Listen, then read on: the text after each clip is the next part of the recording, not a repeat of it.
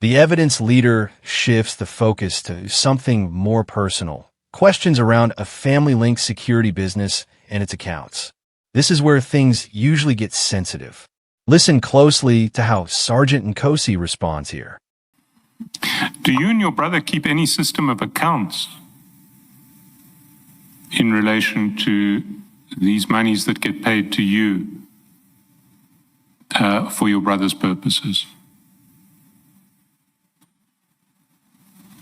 Can you repeat that? So your brother has a business, a security business. Yes.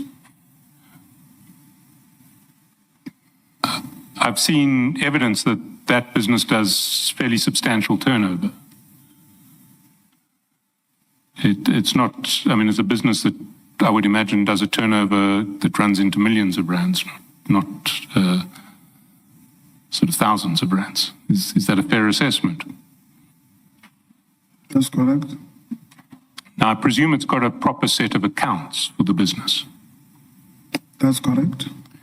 So how are these sorts of transactions where cash just gets paid to you to hold for your brother, how are they reflected in your brother's accounts? Do you get given receipts when you pay over 12,500 rands to your brother? No. Is there any accounting record of the 12,500 rand payment that you might make to your brother? No. And as between you and your brother, how do you keep track of all of this? Maybe he does record them somewhere, but I'm not aware of. But based on our communication, that is our record. So, but you have no record of any of that? Like if it is paid, let's say on Thursday, I meet him next week Monday, I'll tell him where does it come from. Yes, but we've seen in relation to the sale of a truck that you had 385,000 rands of your brother's money for months. So it's not always Thursday to Monday, it's sometimes months at a time. Is that not true? Can you repeat that? You recall that there was cash found in your safe. I don't want to deal with that in any detail now, which you say was not your money, 385,000, I think. It wasn't your money, it was your brother's money, cash. That's correct. And your version was that that cash had been in your in your safe for months. Is that not correct? Oh, that's not correct. That response is careful. He doesn't rush into detail, and he doesn't completely distance himself either. Instead, he stays in a middle position, acknowledging just enough, but not expanding beyond what's asked. And that tells you something. When family connections come into a hearing, the risk is higher. Because now the questions are not just about professional conduct. They touch on possible indirect links. So the way he answers here feels controlled. Not defensive, but definitely cautious. The evidence leader then moves into a more technical area, tender documents. And the question now becomes whether Nkosi had knowledge of these processes. Watch this next part carefully. Because he had applied for that tender. Through which company? I don't know. I think you do. Why do you say that? Because I think you know that you saw most of the documents inside the tender process before the tender was awarded.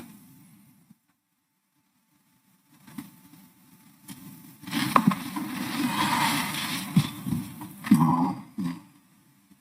You deny that you saw documents from inside the tender process before the tender was awarded.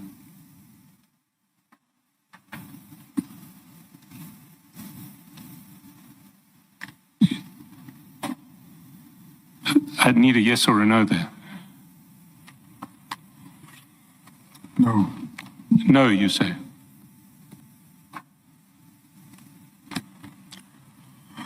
We'll get there probably only tomorrow. This is a different type of pressure. Because now it's not about relationships, it's about knowledge and involvement.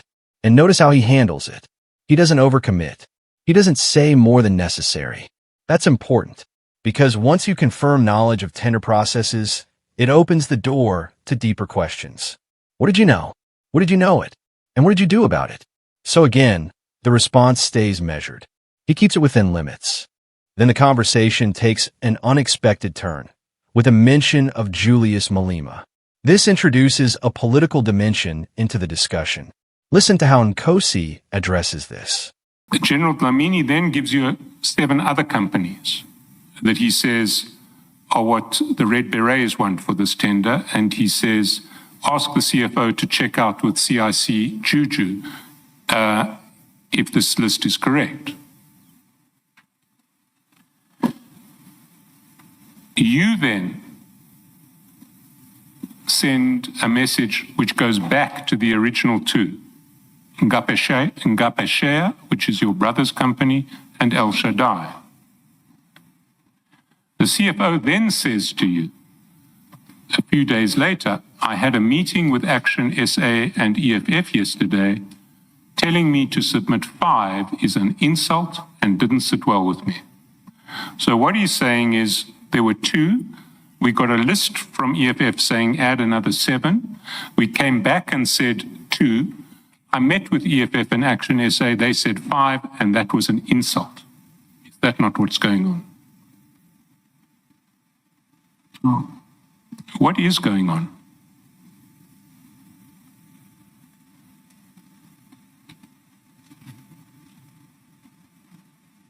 I mean, these are your messages. Your voice has suddenly gone down.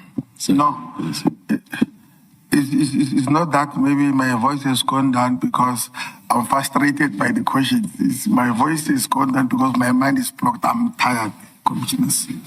Tired. Chair, we have a long way to go on this topic tomorrow. So can I suggest it's after 4 we should take the break? Now, this is where it gets interesting, because bringing in a political figure changes the context completely. It's no longer just about internal matters. It suggests that conversations may have extended beyond operational or procedural issues. But again, Nkosi doesn't escalate it. He keeps the response contained, and that's consistent with everything we've seen so far. Across all these moments, there's a pattern. He avoids over-explaining. He stays within the question. And he doesn't volunteer extra information. That's not accidental. That's controlled testimony.